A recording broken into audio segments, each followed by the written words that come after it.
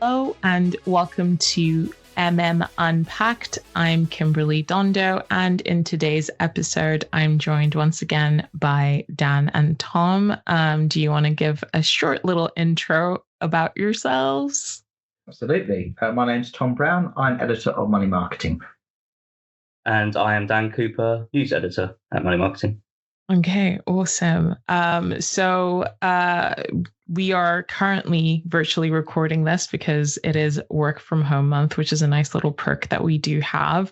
And in this quiet, quote unquote, month of August, we have probably covered quite a lot. But I thought we could start with Amanda's big picture, which was on financial scams. So Tom, do you want to give us a bit of insight into that? Yeah, absolutely. Yes, we decided to run this in August because August, we have this idea that August is a nice quiet month, but August clearly didn't get the memo, and lots of things have still gone on. But nonetheless, this is a very timely piece because, I mean, it's an ongoing problem about unregulated advice. We've run pieces by finfluencers before. We've run stories about FCA taking action against unregulated promotions or, fantastical claims. So we thought it was certainly worth having a proper deep dive into particularly unregulated firms that push rather sort of like extravagant claims of returns if you invest with them, and also the way that they promote themselves.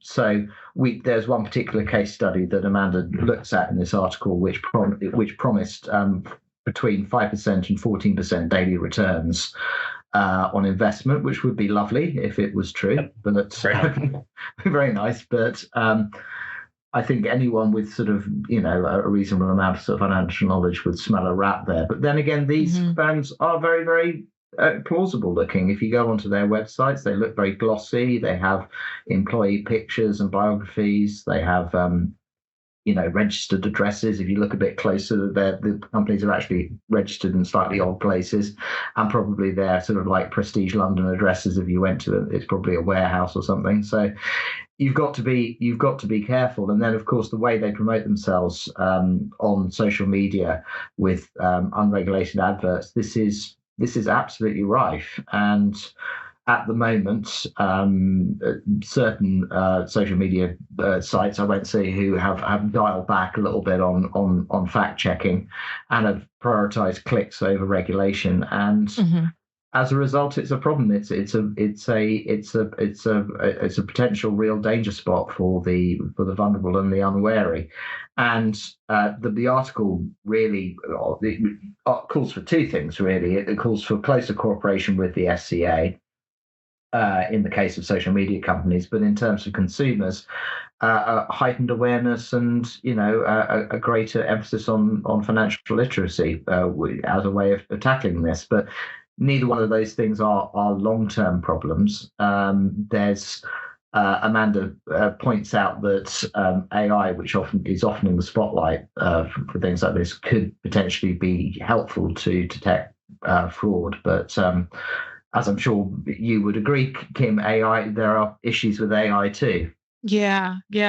I think I've mentioned before the AI deepfakes that I've seen on particularly YouTube adverts, another website that cares more about ad sales than what the actual ad might be. And that one has Martin Lewis, and he's a notable figure within finance, a trusted figure.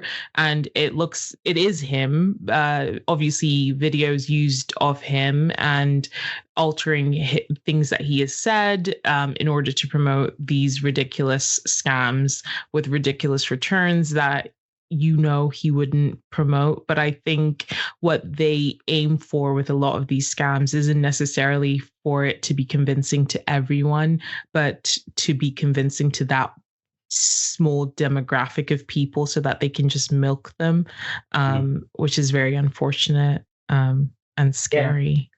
Yeah, I mean, sorry, Dan. Sorry, so no, to say that is a trouble, isn't it? It's like it only needs to work 1% of the time, to be effective. You might not get everyone, but certainly 1% of that group is still a lot of money to the scammers. So yeah, and they're 100%. More likely to be vulnerable clients. Yeah, and the problem with with these deep fake videos, in the case of someone like Martin Lewis, who, as you say, is a very trusted figure, there's a huge amount of video footage of him out there talking about finance with a face direct to camera. And I would imagine if you are putting together a fake video, there's an awful lot of material that you can call upon. And that's a problem. And as you say, it's a dragnet effect. You don't have to convince everyone.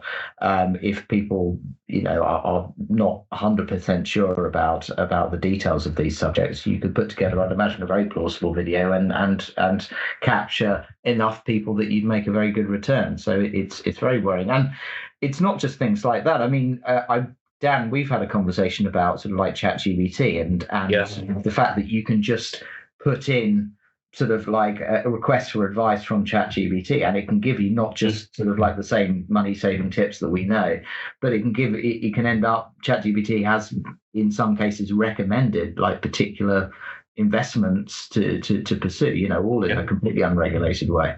Yeah, it's frightening really, because as you said, we focus on the influencers, and we focus on in Amanda's cover on unregulated firms, but there's a kind of whole new argument with LLMs and ChatGPT, for example, giving out this unregulated advice daily to millions and hundreds of thousands, millions of people, which is quite frightening. Really. I know we're going off topic a bit because Amanda's cover talks about the unregulated firms, but I think I saw a press release today. It said, I don't know how they quantified this and where the research came from, but it said that ChatGPT gave out kind of wrong financial advice 35% of the time. Oh yeah. Which I mean, I imagine it could even be higher than that. But it's quite a frightening thought, really, because let's say for all the good that AI has done, and we always talk about the pros and cons of AI, for all the good it's done, it might be used to help identify scams, but it can also be used to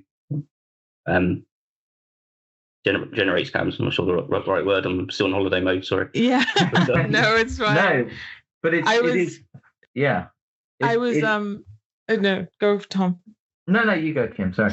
I was going to keep going a little off topic, I guess, because I saw something about it's now termed AI psychosis, and how ChatGPT, the company OpenAI, they had to roll out new safety guards because people were starting to develop relationships with ChatGPT, and also they were using it as a therapist, which is all very concerning. And this was genuinely leading some people into mental health crises. And to that, I assume at some point, if it is giving wrong advice 35% of the time in terms of financial advice, I wonder if they will also in turn at some point roll back on its ability to comment on finances at all.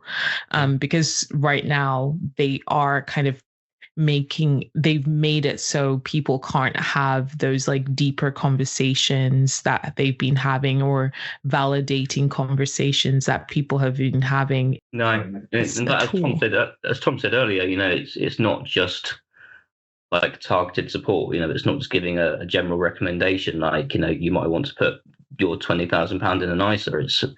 It's actually recommending specific funds and specific investments. I was at the LandCap Advice Gap launch report a month or two ago, and one of the LandCap team, sort of as we were chatting, kind of put a hypothetical situation into ChatGPT, like, I've got 30 grand to invest, what do you think I should do? And it was actually recommending particular funds. Yeah, I mean that's advice. That's not guidance. That's advice. Yeah, and it is worrying things like that. But I have to, I mean, the number of conversations we have about AI in the course of our work, I'm probably suffering from AI psychosis myself. But I think, I think, to go back to Amanda's piece, it's not that the FCA are unaware or blind to all of this thing. We ran a news story, I think it was earlier this year, that they'd pulled or amended something like 20,000 promotions, and that's a lot of spade work that has gone into that to do that. But it is a case of sort of a whack-a-mole, the sort of like you shut down something over here and something pops up over here. These scammers are very, very fleet of foot. And in a digital age, it's always the case that the people with with the digital know-how always have that slight edge on the regulators. Many of these practices were evolved in a more analog age. So, yeah, in short, it's a worry, and there are no easy answers to it. Yeah. You saying that about the whack-a-mole, and it just made me think how does the FCA, as the regulator, it feels like, I mean, people always critique them for always being late in terms of establishing certain things. So I wonder how they ever catch up, if it's even possible for them to catch up, unless they have those. I'm thinking of that Tom Cruise movie where they had the cognizant beings that were able Minority to Report. Yeah. If it's Minority Report style and they're able to foresee what's to come. I'd love it if the future of the FCA were a load of people floating in a pool trying to predict the future, but I think we're a bit off that. Yeah, I think a little bit, yeah. I mean, it's the problem with regulation in every given industry, isn't it? I mean, if the FCA were to come up with some very, very, very comprehensive, overarching sort of way of really, really, really clamping down all of this thing, everyone would be screaming about how you're drowning us all in regulation and red tape. So it's finding the balance as much as possible to allow the industry to sort of like thrive and be commercially viable, and on the other hand, protecting the vulnerable. And it's a bit of a merry dance, but at the moment, it feels like we're in a moment where the balance is too far beyond people who could who push all of this unregulated advice, and we're only at the start of really the AI journey, and the potential implications of it are exciting on the one hand, but worrying on the other. And keeping with the FCA and what's on their regulatory agenda, they've also made it clear that they are focusing on culture within firms. So from a regulatory perspective, what constitutes as a toxic workplace culture? I know that we recently had an article come out about that, so I don't know if you wanted to kind of delve into that a bit, Tom. Yeah, no, sure. I don't know why you looked at me when you suddenly mentioned the word toxic culture. I know that you looked over this particular, I'm not trying to say anything. This is not the way that I would call you out if you were toxic. That's or maybe you would be. No, this was a piece by Laura Perkis, which is one of our freelance writers. And like everything she writes, it's a very interesting take on what is again another quite topical issue, because I mean, in particular, sort of like bullying harassment rules. The announcement is the FCA are extending these specifically to advice firms from September this year. There will be classed as misconduct under the FCA's conduct rules, and across all regulated advice firms, including advisors. So. The FCA's rationale is that the change will sort of remove uncertainty and bring sort of like consistency. These rules already apply in banks, but not advice firms. And I think the question that Laura is asking is, are financial advice firms ready for this? A lot of them lack HR functions, formal processes, oversight. I'm talking specifically about small firms here. And that leaves them sort of vulnerable to sort of like non-compliance. And, there's also the issue of kind of like, separation of powers, if you will. I mean, in the same that someone who is accused of bullying or inappropriate behaviour in these firms may also be in charge of compliance or pay or references. Is there enough bifurcation and separation? Is there enough of a procedure? There are a couple of people that talked off the record to Laura about experiences of bullying that they've had, of harassment, of withheld pay in one case, and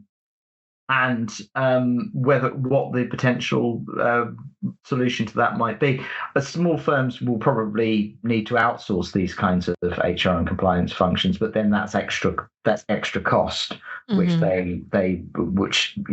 going to have to find a way of coping with, because they will risk regulatory action otherwise. So, and then I suppose the general sort of point is, what is the culture like in advice firms? We've talked in the past that these are historically quite blokey environments, you would say. There's still a sort of a gender imbalance.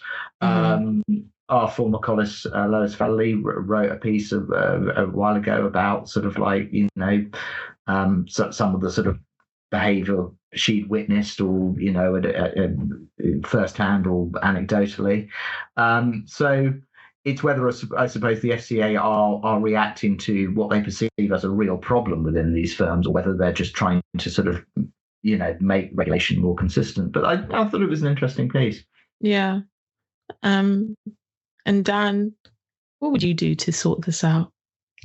I do to sort out. Yeah. Now you're putting me on the spot. From your perspective, I think I'm wondering what do you think would be the right steps to address toxic workplace culture in a small advice firm? Yeah, it's a difficult one, isn't it? Because as Tom says, you want to make it an inclusive environment for people to come into. There was a report, and again, I forget now who it was, but not so long ago, a report that most women who are in financial advice now would recommend it as a career, but a high percentage wouldn't actually enter the profession in the first place because of the perceived, as Tom said, it's a bit of a kind of middle class white blokey environment, and I think anything that makes financial advice kind of more inclusive and encourages more people to come in and sorts out any existing issues, like Tom said, whether that's perceived or real. I think that's it's a good thing. It would be interesting just to say, to pick up on that point about sort of like women like recommending advice as a career. I wonder how much that's due to the fact that we know that sort of like advice, it's quite a sort of there are lots of different sort of types of opportunities within advice, and it's quite adaptable and it's quite flexible in terms of remote working, in terms of what region you work in terms of demand, and this, that, and the other. And women have certainly said that they've been better able to sort of tailor it to their lifestyle and their requirements. Yeah. So I wonder if it's down to that more than culture. And I would wonder if they were asked specific questions on workplace culture within advice, whether the picture might be slightly different. I don't know, but yeah. But sometimes it's one of those things where, unfortunately, I think you end up having to go and find the right firm for yourself. Yeah. Or it might promote you to think to start your own business. I think I've spoken to some advisors who, when they did set up their own firms, it was because they didn't particularly like the firms where they started out and how things were done there. So then they thought, I'm going to do a better job. And you can only hope that each time someone has that push to keep doing that it makes for better and better small firms who have a better idea of how to manage and encourage new talent and be more inclusive, because they've experienced environments that were not desirable. Yeah, 100%. I mean, I think being within a toxic environment is a terrible thing to go through, but it's one hell of a life lesson if you do manage to get through the other side of it. I remember in my case, I obviously bring it all back to me. Hello, wasn't it? Yeah. I remember I no names, I guess. But I remember having a really, really terrible sort of line manager. Not bullying, just really bad at sort of managing people. And when I got into my first management position, I thought, well, I'm pleased I've gone through that experience, because I know what it takes to be a good manager now. It's do the complete opposite of everything that person did. Yeah. And then and hey presto, you get to a sort of like a decent place. But I mean, no one should have to go through it in the first place, really. Yeah, exactly. I've been very fortunate really throughout my career, but yeah, a lot of friends who've been in those kind of environments, and the effects on your mental health, and then not just your mental health but your confidence as well, because going forward you just think, oh, is every job going to be the same? Am I going to take that again? And it does knock your confidence as a person. So I've known a few people who have gone through it, and it's not nice, so it clearly needs to be addressed. Yeah. Definitely. But pivoting from that, we have also been focusing on apprenticeships as a way to get into financial advice, especially for younger people. And since, A-level results came out and GCSE results, but you can't leave school at 16 anymore, right? So can you not? No, I don't think so. I don't. This is where I show my age, because back in my day, you could. You can technically, can't you? I think, but you obviously college, and some of them are. Stay on.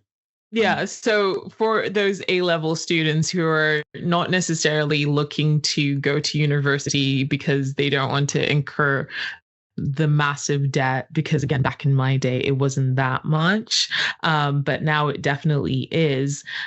So apprenticeships are a big positive for a lot of people. And I know that Amanda did a piece on, how apprenticeships can be used to get more people within financial advice. Yeah, Amanda does a regular column for us called Starting Out, which it looks at sort of young people in the round potentially wanting to go into financial advice. And it's always linked to an initiative that Money Marketing is sort of tangentially involved in, which is Future Financial Advisor, which is like a sort of website and hub which gives, all kinds of information for people who want to break into the profession. But yeah, I mean, she's looked at apprenticeships, but she's also kind of like looked at the whole issue of like helping school leavers break into sort of financial advice. I mean, the world has changed so much since I did my A-levels and since I applied to university. I mean, I'm showing my age now, but it was prior to tuition fees. So really, I know. So really, I mean, it was accommodation and living costs and things like that that was the only real burden. The educational part of it was free. And I don't know what decision I would have made if that hadn't been the case. You look at things like degree apprenticeships where, you are working and at the same time as you're earning, and that gives you a head start, depending on who's offering the degree apprenticeship, but it gives you a toe in the door in the particular firm. It allows you to learn on the job. You earn money. Your learning is subsidized to an extent, and you're much more likely at the end of it to come out with a job and not mountains of debt. And when you compare that to an awful lot of, I mean, we argue back and forth about the worth of certain degrees. I mean, my attitude is always that there's no such thing as wasted knowledge, and I don't particularly like the whole idea that, well, the only purpose of learning anything is in order to get a job. But put that to one side for a second. There's no doubt that, it's put the rising tuition fee issue has put the spotlight on, BAs in skateboarding or golf or Klingon or something like, this is the kind of like the tabloid sort of like caricature of it. But it is a serious question. It's like, what degrees are actually worth the money and the investment, and what aren't? And at a time when the economy's not doing well, there's a cost of living crisis, there's a lot of concern around employment, more and more graduates are having to think about that, or will be even people who have taken their A-levels, much more so than people did where I think people kind of thought, well, I'll go to the university and I'll kind of learn a bit about life and learn about living independently, and then maybe I'll have a think about it. An awful lot of people who weren't doing law or accountancy or medicine, or that was their kind of attitude. Yeah. I was exactly the same boat, because despite my greying hair, I wasn't the full tuition fees, but obviously I wanted to do journalism. I knew I wanted to write, and I had a conversation, during careers advice and things, and the general consensus was I wanted to go into print journalism, and it's an NCTJ, which is sort of the qualification that you generally need to become a print journalist. And I remember this guy saying to me, you can go to university, you can do a 3-year degree in journalism, and then you will probably still have to come out of that and take your NCTJ. Yeah. That's precisely what I did. Yeah, and I didn't have the benefit of no tuition fee, so I was thinking, right, okay, well, I can get myself in, I don't know, 20, 30 grand worth of debt, still have to do the NCTJ, which I think is about 5 or 6 grand. I would have loved to have the uni experience, but I kind of took the decision then that is it worth it? For that amount of debt, is it worth me going to uni for 3 years and then still not getting the qualification that I need? Yeah. So it wasn't an apprenticeship as such that I did, but I kind of knew that university wouldn't get me necessarily to the place that I wanted to be. So yeah, and I think now more than ever, I think a lot of younger people are more likely to not know what they want to do. So before, when you didn't know what you wanted to do, going to uni was almost like a nice little gap and that would give you a bit of breathing room, because I think the majority of the people that I know around the same age as me are not using what they did for their undergrad in their current careers. It was just the experience, like Tom said, everything they learned from there helped them in some form to get to where they are now, me included. But I think now that the pricing of tuition is so high, people are having to look at other options. And I think apprenticeships are a better option because you are also making money as opposed to losing money by choosing to do this. And potentially going into a career that you had no idea about, which financial advice is one of those for a lot of young people.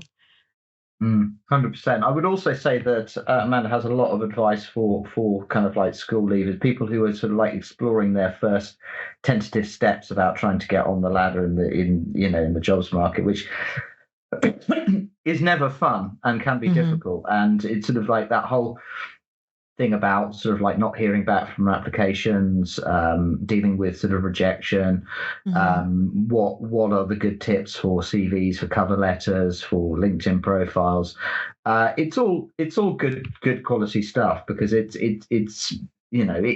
I think it can be a shock when you make that first move from sort of like higher education or just school into the jobs market. It's almost like that's the first real transition from sort of like teenage or child life into the adult world, and I certainly found it quite daunting initially.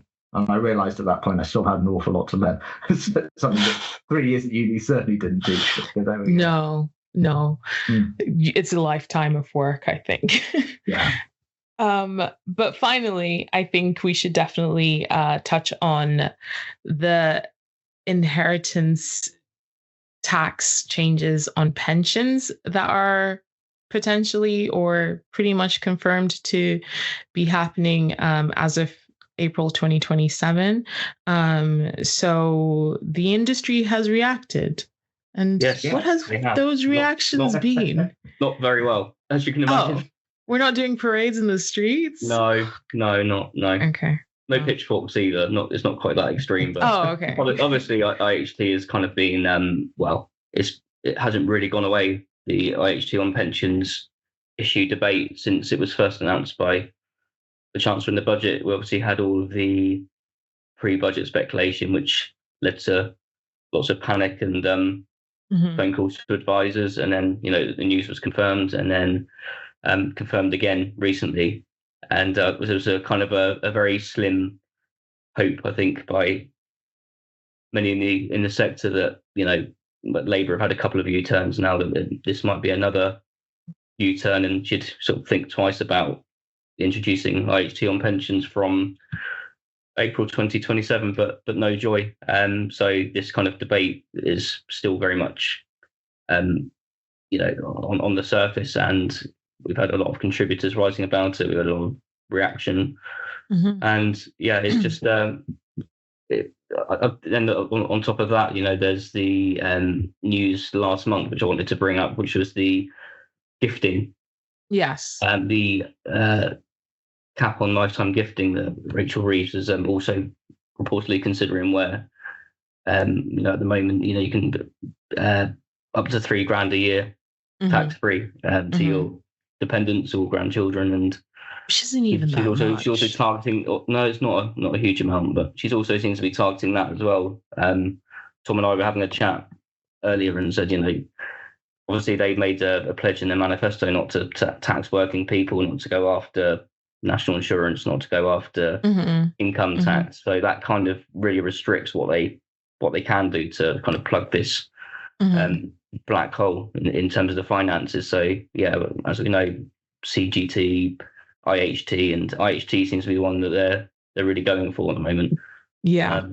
As a result, advisors have really had to kind of rethink their clients' entire retirement strategies, and you keep hearing about more people being sort of sent into annuities, and an increase in people going to trusts and bonds and various other different tax wrappers just to try and get around it.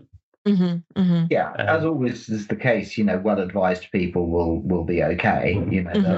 They'll find ways kind of around this and minimise the tax take. But I mean, the government is just in a terrible bind, really. I mean, it has a absolutely rotten economic sort of situation to deal with. As a result, partly from COVID, and we can always, depending on what your political prejudice is, you can argue what the main causes are. It could be COVID, Brexit, the war in Ukraine, Trump's tariffs, or all three, all of the above. Just Liz packing Truss, on top of each other. Tory mismanagement. There's all but whatever it is, I think things both in government control or out of government control has left us in a very, very awkward situation. And on top of that, this Labour government pledged not to raise taxes on working people, which they defined as income tax, VAT, and national insurance, and that's something like 70% of the tax take. So if you don't target those things, essentially what you're doing is you're picking at the margins to try and raise the money that you need to pick. And the problem with that is targeting lots of different things is you'll cause lots of separate pieces of outrage and criticism. And it just feels to me like this government is being kind of pecked to death. And I could feel sorry for them on that basis, but I think that they're not handling it that well in terms of how they're communicating the changes, how they're following through with them. It seems to me that they're copying the maximum amount of pain and sort of not gaining the kind of money that they're going to. I think they would have to make, it may still have to happen at some point in the future that they'll have to make a big U-turn on either income tax or VAT. But the minute they do that, they'll lose a huge amount of support. So it's partly economic and it's partly political. I think we published a number of pieces reacting to these IHT proposals. An absolutely blisteringly angry piece from Andy Bell of AJ Bell.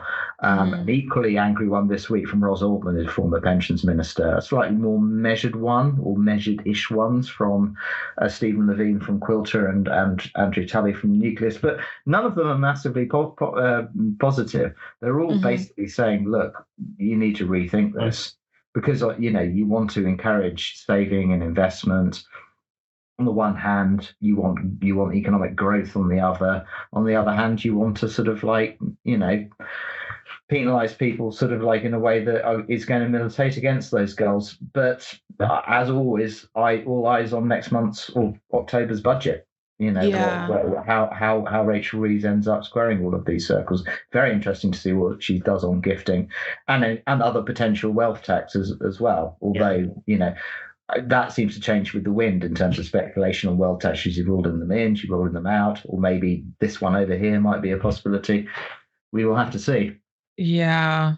Well, it seems as if, though, this budget might be more active for us. I think there might be a lot more to report on. I think it'll be a busy one again, because we the last autumn budget was crazy, and then the spring statement was kind of a little bit of a damp squib in some respects, but that's probably a relief after the the previous one. But I think it's going to be a busy one. So I'm going to be on paternity leave for this budget. And I've timed that really, really well. Yeah, thank you. Yeah, you did. I'm going to sit at home with some popcorn while just watch it all coming.